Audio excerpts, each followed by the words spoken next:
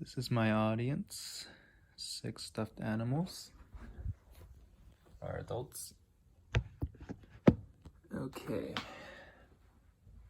Hello everyone, my name is Sean Kim, and I will now begin my Actuate Speech.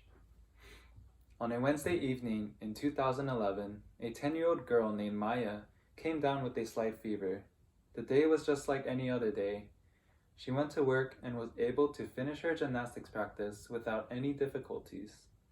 The next day, Maya took a break from school, hoping that the rest would put her back in shape.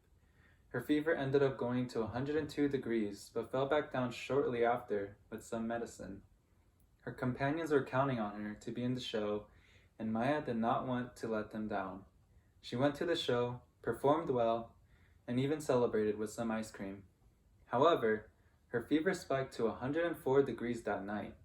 Her mother rushed her to a hospital in hopes of figuring out what the problem was, only to be misdiagnosed. Maya began to experience a multitude of symptoms, including difficult breathing and low blood pressure, ultimately putting her into a coma. Tests eventually revealed that Maya had been dealing with the H1N1 influenza virus. I am certain we all agree that what happened with Maya in this story is definitely a problem. Next slide, please. Okay, the issue with flu shots. For parents, their first instinct is to protect their children at any cost. However, just like everyone else, we tend to forget and push aside any precautions because at times it seems like it couldn't hurt, or sometimes we just hesitate. This is a common occurrence when it comes to the flu shot. Influenza is a potentially serious disease that often leads to hospitalization and in some cases, even death. Not every flu season is the same, and millions of people come down with the flu every year. Of those millions of people, hundreds of thousands are hospitalized, and tens of thousands die from flu-related causes. I want to share this critical information with everyone, regardless of how healthy or unhealthy you are. Everyone can benefit from this, and it is always better to be safe than sorry. If you are currently on the fence on this topic, or have a mixed emotion about it, listen to what I have to say, for it could potentially save your life. I will now begin to talk about the best solution for preventing influenza disease. Next slide, please. So the simple solution is to just get a flu vaccine. This comes with several questions, obviously. Who should get a flu vaccine? How does a flu vaccine work? And when should you get a flu vaccine? Starting with the first question, who should get a vaccine? MayoClinic.org on November 13, 2020 states that everyone above the age of 6 months, even pregnant women, should get the flu vaccine each year to prevent influenza viruses from attacking. Moving on to the second question, how does a flu vaccine work? The Center for Disease Control and Prevention website states that flu vaccines work by causing antibodies to develop in your body about 2 weeks after vaccination. The antibodies protect you against infection with viruses that are used to create the vaccine. These vaccines are created newly each year to protect against the viruses that are projected to be the most common in the upcoming season. And lastly, the third question, when should you get a flu vaccine? Lippincott Williams writes in the 2014 issue of Patient Education that the best time to get a flu vaccine is actually as soon as possible.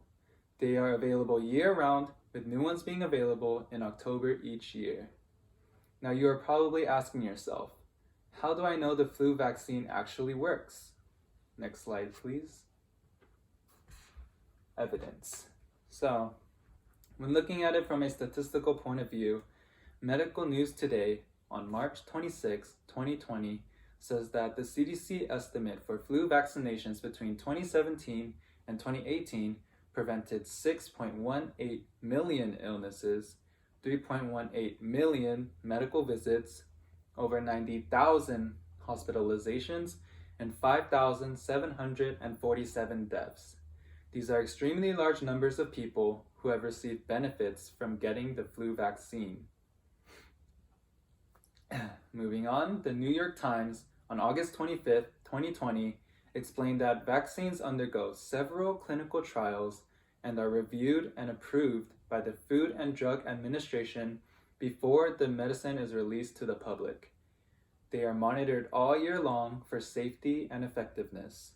This information should ensure you that the flu vaccines are very safe and that there are credible results showing how effective they have been in the past. Therefore, I sincerely ask every one of you to go and get a flu vaccine. Next slide, please. What should you do now? Go and get a flu vaccine right now. You know of the potential effects of not getting your vaccine. Influenza viruses can completely damage your health and potentially lead to death. I encourage you to go to your local pharmacies, including Rite Aid, CVS, and Walgreens, to get your flu shot as soon as you can. If you feel safer going to a hospital, there's no problem with that. Consult your doctor and they will set you up for an appointment right away. Remember Maya's story at the beginning of my speech? All of the pain that she suffered could have been prevented with a simple flu vaccine. It only takes a few minutes out of your day, so let us spread the word and get everyone ready for a safer tomorrow. Thank you.